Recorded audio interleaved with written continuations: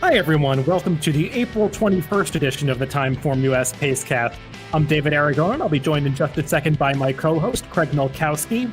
This week on the podcast, we're going to recap last weekend's stakes racing, the highlights of which were at Oaklawn Park. We saw the Grade 1 Apple Blossom Handicap won by CC. A lot of the top fillies and mare in action in that race, so we'll talk about all of the horses that ran there. We'll also mention the other stakes race from Oaklawn on Saturday, the Grade 3 Count Fleet, which was won by Whitmore. We'll talk about some maiden and allowance races from the past week in Arkansas, and also a couple of allowance races at Gulfstream Park, since those are the two major tracks that are still in operation right now. Craig, it was a pretty fun weekend of racing last week. The card at Oaklawn really lived up to what we expected. We saw some nice performances. How's everything going for you? I know now we're kind of in the middle of this quarantine period, and how are you dealing with all these adjustments? Just trying to stay busy here. We haven't quite reached the peak here in Oklahoma, so I'm not sure when things are going to start getting back to normal, but I just stay busy with work as much as I can and try to find some other hobbies to do. As you know, I mentioned I played Gallop Racer, finding other old video games to do, done plenty of binging on TV, and that's about it. I probably haven't missed 5 live races in the last month, so that's the one thing that's changed for sure, because you normally can't keep up, but it's not too difficult these days. Yeah, I know. I'm feeling the same way, trying to do some different things to avoid falling into the pitfalls of boredom. I've been at my father's. I've been quarantining here in Pennsylvania, so I've been looking at a lot of his old programs. I've been posting some of that stuff on Twitter. Played an old horse racing board game this past week that was actually pretty interesting. I'll look back into the past there. But just trying to stay busy and keep abreast of the racing, which isn't too hard these days with just these two major tracks in action. Saturday was a fun day, though, because we did get to see some top-level racing, and the Apple Blossom really lived up to the hype because we saw a really nice performance from the winner, CC, as well as the runner-up, Ollie's Candy. These two, they really threw it down and put forth two Grade 1 type performances. Yeah, there's no doubt about that. As a pace guy, this one's an interesting one, especially on our speed figures, because you had CC winning the race. She got a 121 TimeformUS speed figure, which is her best yet. Ollie's Candy was the runner-up. She actually got a 124, and it's a case where her figure got bumped up 5 points from a 119 final time because of the pace. CC only got 2 points. But, it's one of those where if you look at the ground loss, I'm not really sure Ollie's Candy ran better than CC. It's probably a close call. But it was a really fun race. The thing that stuck out at me was how Joel Rosario just really took it to the field, went right for the lead from his inside post position. It kind of reminded me of how races were ridden in the 70s and 80s. And I really wish we'd see more of it, because I do think even though she had to go fast, all our fractions are coded in red for the race, that was the only way Ollie's Candy was going to win the race, was to go for it. I saw some people saying that maybe she should have tucked in and not challenge Serengeti Empress, but we see what happens when Serengeti Empress gets loose. She's very tough to run down, and I just really love that ride. But CC, I think she's probably at the head of the division right now. It's hard to compare her to Midnight Bisou. We've only seen her in Saudi. It would be sure something to see those two hook up. Who knows when that'll happen? I think we're probably going to start to get some racing back here in the next month, but just really good efforts from those top two. Yeah, Joel Rosario is a very polarizing rider, as we've talked about in the past. Some people love him, some people hate him. But the one thing that you can't deny about him is that he's not afraid to take risks, that it's not just coming from off the pace where he tries to get through that spot inside. He often can send horses to the lead as well in situations where you're not quite expecting it. And that was the situation with Ollie's Candy. And as you said, it paid off because it basically prevented Serengeti Empress from being competitive in this race, because as we talked about in the forecast last week, she's just a need the lead type. And Ollie's Candy responded to that aggressive ride. I want to talk a little bit later about whether you thought the track was speed favoring or not. I saw some people chatting about that. I didn't see it too much. And Cece, as you said, with the ground loss considered, she ran a comparable race to the runner-up. I thought they both ran really well. Cece's just a horse that I've become a big fan of. She's now just got a couple of losses on her resume. One, I think, was in her second career start. The other one was when she lost the Acorn last year to Guarana. She was wide against a rail bias that day, really didn't get to strut her stuff, but she's just been flawless so far as a 4-year-old in 2020. 3 for 3 now. Turns out that added distance is not really a problem for her at all. Coming to the top of the stretch, you could see Victor Espinoza still at a handful of horse, and it took her maybe a little bit longer than I expected to get by Ollie's Candy because that one was so game. But she got it done, and she's right around the leader of the division right now because we talk about Midnight Bisou as the horse who is leading this older filly and mare division, but it's not like she's been running a ton of speed figures that are a whole lot faster than we saw to these Apple Blossom fillies. So it's going to be interesting to see how they stack up when they all get into action in the summer and later in the fall. It sure is. And I want to mention a couple other horses in here. I thought Point of Honor ran very well to get third. She did have a nice setup, but it is a distance that I think is probably a little bit too short for her. We talked about that on the forecast on Friday. She's a filly who could only get better at 1 1/8, 1 1/4. Who knows if we'll have the Delaware Handicap this year or something. It's just impossible to say right now. Street Band ran okay. I was a little bit disappointed in her effort. She got a good ride. She saved all the ground all the way and just didn't have that finishing kick.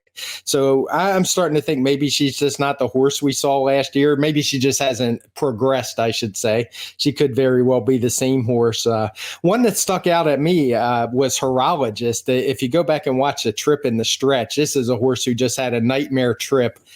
She just got completely stopped turning into the lane. And that's not a big surprise in a big field like this. But what impressed me was how she regathered and came back on and was passing a lot of horses late. Yeah, I saw that too. She did have some real traffic trouble kind of just in the thick of things at the quarter pole because Street Band hugged the rail and got through there. Point of Honor just went around everybody going widest of all into the stretch. And all of the horses that were kind of in the middle there, they really had to negotiate some traffic because, as you said, the speed was just backing up. And that's not where you want to find yourself at the quarter pole in behind that wall of horses that's going in the wrong direction. So I don't know if Horologist was going to finish in the money in this race. I mean, maybe she could have been third. She did lose ultimately by, I think, about 7 or 8 lengths. So I don't know how good she really is compared to some of the others in this field. But she probably would have been closer with a more favorable trip through the stretch. But the top two, they were best, and we'll see where they go from here. As you said, the schedule looks a little bit uncertain for the next few months, but hopefully we get some of the top level racing later in the year. And I would imagine both of these fillies will be around and prominent in all of those races. Yeah, the other one thing I want to mention is I saw the trainer, Tom Amos of Serengeti Empress. He seemed a little upset at the ride, and I'm sure that was heat of the moment thing. I guess the plan was, of course, for her to go to the lead, but at some point you just can't make the lead. I mean, these horses were flying up front. Our early pace figures were a 160. So short of just going to the whip, I'm not sure how that one was ever going to get there. But, we see what can happen when need to lead horses don't make the lead. That said, I saw that. I'm not sure what else you're going to do with a horse like that because taking them off the pace, as she was here, you see what happens. They just don't run very well. So unless you got a really versatile horse, you're still better off just using your speed, seeing if you can make the front and going from there. No, I totally agree with you. And it wasn't just Ollie's Candy. I mean, Cookie Dough was faster than Serengeti Empress in the early going too, which is something that we had talked about before the race, that was going to be an issue for Serengeti Empress because Cookie Dough has got speed where she can go 21 and change for the opening quarter in sprint races. And Serengeti Empress is fast, but she can't go that fast in a route race. And I just don't know what other options they had than to take off the pace a little bit. And that just doesn't often work out for her. Yeah, and I would say Cookie Dough was one that clearly went on a suicide mission. She was either going to make the top or finish last, and she finished last. But again, I have no problems with those rides because it was the only way she was going to run well. No, I mean, the rider of Cookie Dough, Abel Cedillo, he wanted the trip that Ollie's Candy got, just hoping that if you get in front, maybe the horse gets brave. And that's what happened with Ollie's Candy, but tough position for Cookie Dough to be in between horses battling like that. That's often not a path to success. Let's move on to the other stakes race on this Oaklawn Park card from Saturday. It was the Grade 3 Count Fleet. And no surprise about the winner. Whitmore, I think, has now won this race in 3 of the past 4 years. The only horse that I believe he's lost to in the Count Fleet was Mitoli last year. And he just got the trip this day. The great thing about Whitmore is that he's a closer, but he's a closer with plenty of tactical speed. So he was able to get the jump on all of the horses coming from the back of the pack, and that just made the difference. It did. First, Whitmore's a really cool horse, as they put on Twitter. He's a 7-year-old. It's hard to believe looking back. He actually ran in the Kentucky Derby and some of those Arkansas preps leading up to the Derby. But he's been able to turn things around as a top sprinter for a long time now. He got a 120 TimeformUS speed figure for the win. Very good effort. This was a really strange race, I thought, from a pace perspective, in that the pace wasn't particularly fast. People might see that 21 and change and 44 and change, I think it was, but the track was really quick. And when you look at the final time, it was basically an even race all the way around. But when you look at where the top 4 came from, it still had that kind of fall apart feel to it. So I'm not sure what to make of it. Maybe it was just the pressure early. The pace was pretty heavily contested. The horse I like to ran awful, who's Bobby's Wicked One, was up there, as was Share the Upside. And they just backed out and seemed to set it up for closers. There's no denying Flagstaff ran a very good race. He was squeezed back a bit at the start. If anything, I took a little heat on Twitter because I said, there were a lot of people saying he ran the best race, and I don't necessarily buy that. What impressed me was how versatile he was, because he was able to drop back and basically run like a closer. But outside of not being in his normal position, I just thought he ran a good race. He got a 118, which is right around what he always runs. He just showed that versatility. And I'm not sure that wasn't a better trip than if he had broken like he normally does and been part of that big cluster up front on the pace and inside. So I'm curious what you think about Flagstaff's trip in here.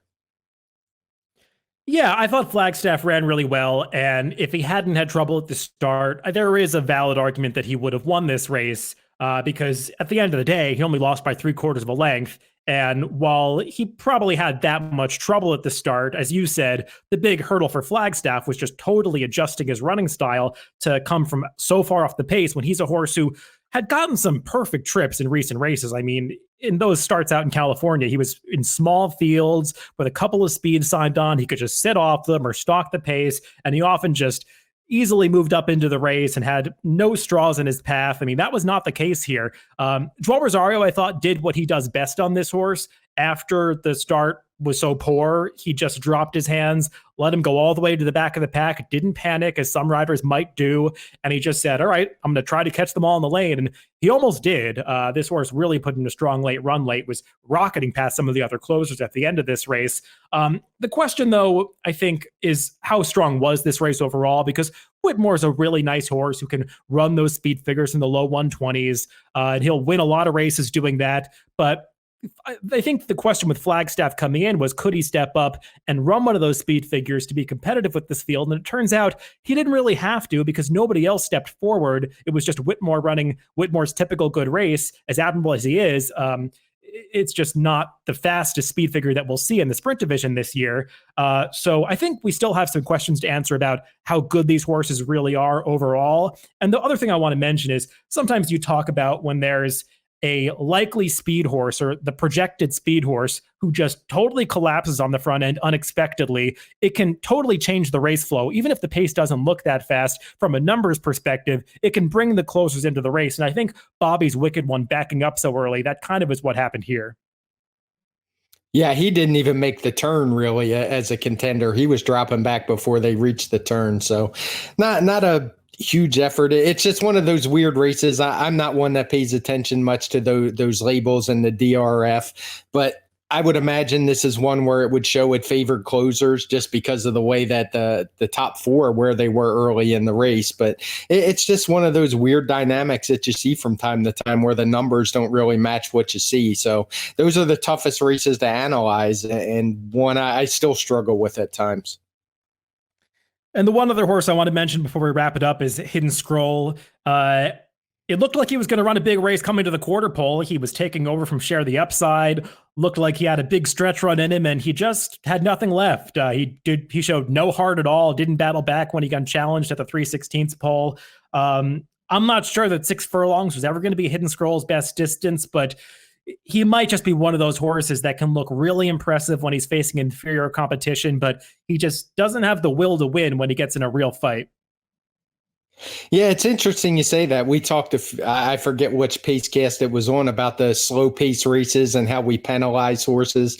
And he's one where it probably fits to penalize because he just doesn't seem the same horse when he doesn't get that easy lead. Now, he did run a 116 Timeform US speed figure. It's not like he's a terrible horse, but he still hasn't got back to that 119 and 120 he ran his first 2 times out. He's run lower each time since then.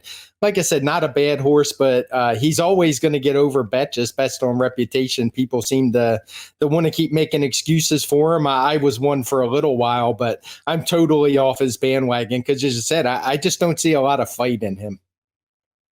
Yeah, I still think there's a ton of natural ability there, and it'll be up to Bill Mott and the connections to see if they can find out what his niche really is, if it's going a mile, if it's maybe even going to the turf, because he does have that huge turf pedigree. I don't know what the answer is, but I don't think it's running in races like this because he's not going to be competitive and fight for the victory against horses where they're just breathing down his neck for the entire race. Between the Count Fleet and the Apple Blossom, they ran another 6 furlong race for the fillies and mares. And Break Even, who was bet down to be the prohibitive favorite here, I thought she'd be a lukewarm favorite, but they really went all in on her, betting her down to 8-5. I think you could tell pretty early on that we were seeing the old Break Even in this race because she made the lead over some pretty fast fillies and did it easily. And she was just moving away as they came to the quarter pole and stretched this field out at the end. And nobody did any running from the back of the pack. No, the top 2 ran 1-2 all the way around. It was the same horses that hooked up last time, but this time they didn't go quite as fast. They were going a little bit longer, 5.5 to 6 furlongs. She was clear, and Mount Brave just didn't press her like she did last time. And if you let a good horse get away, that's what's going to happen. She got a 118 Timeform US speed figure for the win, just below the 120 Whitmore got. The pace was similar to the Count Fleet, so was the final time just a little bit below in all cases. So this just points out, like I said, how fast the track was, because again, we had a sub 22 opening quarter, a sub 45 half, but she was still able to go wire to wire. The top 2 ran 1-2 all the way around the track, so it turned into a little bit of a merry-go-round. Yeah, I mean, Break Even, when she gets things her own way, which she didn't last time in her return. I mean, that was a really contested pace, and she never really had that advantage that she wants to have early in a race. And maybe that just did her in. Maybe she wasn't really cranked up off the layoff, who knows? But she got back to one of her better races here, and she was beating a decent field. I mean, Mount Brave, Shanghai Tariff, they're not graded stakes horses, but they're okay. They're solid runners at this level, and she beat them pretty resoundingly. So I imagine it's going to be back to graded stakes company for Break Even next, and we'll see what kind of pace setups she gets in those races. But when she's good, she's pretty good. Yeah, and the one thing that did impress me is Mount Brave is not really a top stakes horse, but she's a very fast horse early, and she was able to just outbreak her and establish position and just make her come try to catch her, and she never could. And one of the things we talked about on the forecast last week was sometimes these races, even though that the pace projector was predicting a fast pace and it seemed like there was a ton of speed signed on, there just wasn't a really convincing closer. And I think that's why nobody closed in this race. I know some people were saying it was a speed favoring track because of this race and then because of Ollie's Candy right after this. I just think it was more situational because who was really supposed to come from the back of the pack in this race? I know we both liked Heaven's Whisper a little bit, but I don't think either of us were hoping to see her in last place at the first call. And that's the danger in a race like this, where she's the one stalker in a race where everybody wants to go to the lead. She was just totally out of position. And I think that had more to do with the fact that she didn't run well here instead of the fact that the track was speed favoring. Yeah, and you had pointed her out on the pace projector how far back she was shown, and that was where I'd said you just don't know with horses like this how they can adapt if they are far back, and she obviously didn't adapt well. Since you brought it up, I will talk about the rail, and curious to hear what you think, but I didn't see any special advantage on the rail other than what we normally see, where it's the shortest trip around the track. There were plenty of horses who ran well outside. who were able to win from off the pace, closing, never sniffing the rail. So I don't buy that the rail was any kind of particular advantage on this day. I totally agree with that. I mean, just go through the list of horses in the big races. CC was off the rail for the entire race. Point of Honor was widest of all around the far turn. She was third in the Apple Blossom. Whitmore and Flagstaff were almost never on the rail. So, yeah, I just don't see how the rail was an advantage. I mean, just because one horse ran a race that you didn't expect, that being Ollie's Candy, doesn't mean that you have to kind of rewrite history for all the other races on the card.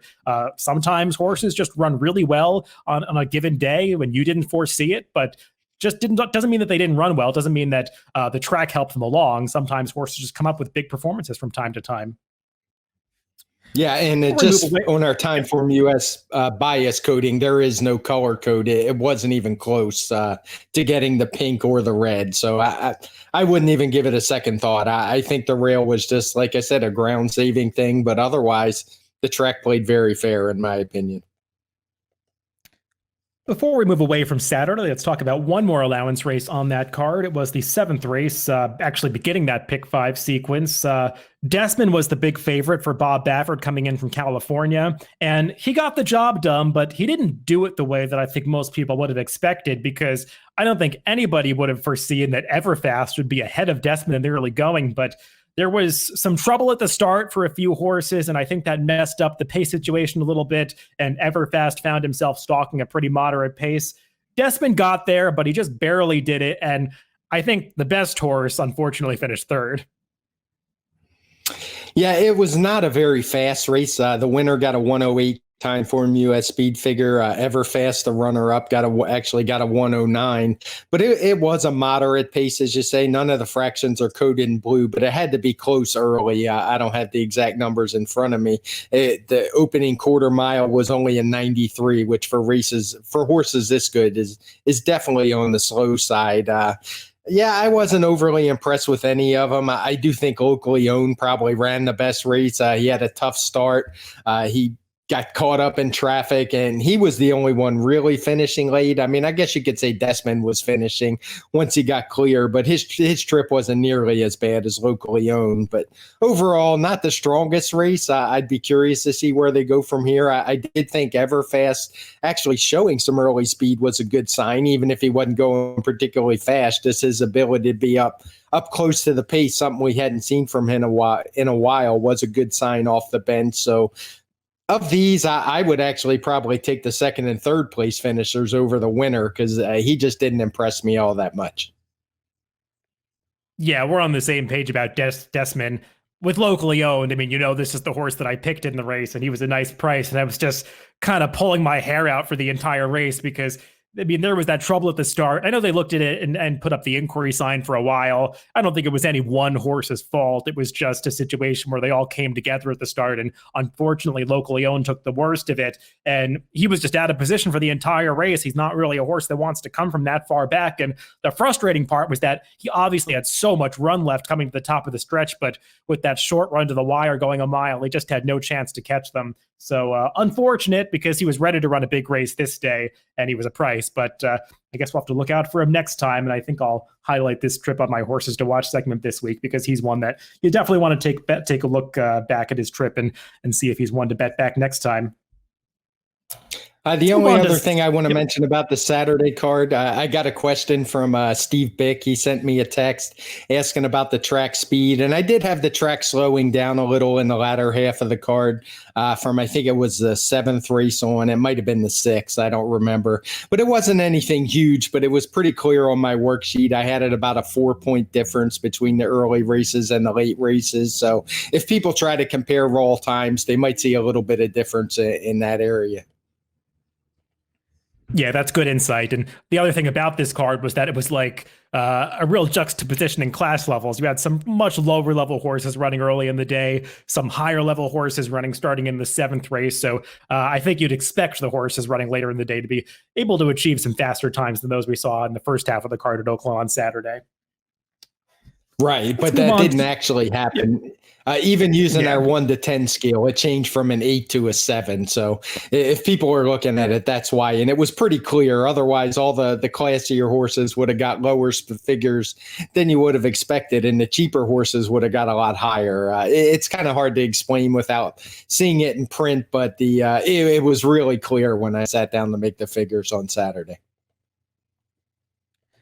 Let's move on to the Sunday card at Oaklawn Park, where there were no stakes events, but we did see a stakes level allowance race that was won by 235, California Shipper. This is a horse that we've talked about a little bit before. He was second early in the year behind Midcourt in that San Pasquale. He was dropping out of the Grade 1 Santa Anita Handicap, where he just didn't run his race that day. This was getting the class relief that I think this horse needed. And it was a wet track, and he obviously handled it, got a good trip, but he's pretty good when he gets the right setup. Yeah, he's a horse that almost always runs his race, other than last time when he probably just went too far and was in a little too deep in the Santa Anita Handicap. Not that that was the strongest race in the world, but I think the distance probably did him in a little bit. But he ran well. He got a 1:15 TimeformUS speed figure, which is his normal race. Shang, the Steve Asmussen trainee, got a 1:16 in second. And Lone Sailor, who feels like he's about 8 years old. It seems like we've been seeing him in these races for so long. But he just ran his usual kind of clunk up, got third after trailing early. So really solid allowance race. I'm not sure any of these guys are ready for graded stakes competition unless they caught a weak field, but it was a good enough effort by the winner. Yeah, I would agree with that. I mean, the horse that arguably ran the best race was Shang, who turned away another speed horse, Kershaw, who he's dueling with early, and he faded pretty badly in the stretch. But Shang really battled on. It looked like 235 was going to win by a couple of lengths at the top of the stretch because it seemed like he had the leader measured, but Shang refused to give it up and battled on late. He's a horse who had been facing mostly Louisiana-bred company prior to this, but he stepped up against open company here and showed that he belonged. I agree. Lone Sailor, this was his kind of racetrack. He got a decent pace setup. He just doesn't seem to have the will to thrust past those horses in the stretch of his races. We've seen that act from him far too many times at this point. So I thought the top three all ran well, but I agree that, you know, it's going to be tough to step up against graded stakes company for these horses based on these speed figures. Yeah, as you mentioned, Shang is a horse who can easily, when Louisiana starts racing again, he's always going to be very tough in those Louisiana-bred stakes because, as we see, he can compete well in open company, and especially he didn't run as well at Delta, but over the bigger tracks, he's always going to be a horse to deal with. One race later to close out the week at Oaklawn, the final race on the Sunday card, they ran a maiden event for the fillies going 6 furlongs over the sloppy track there that had taken quite a bit of rain by this point. And the Bob Baffert trained Merneath, who had been a bit of a disappointment in California so far. I know she's a horse that was bet down to 1-5 when she made her debut back in January.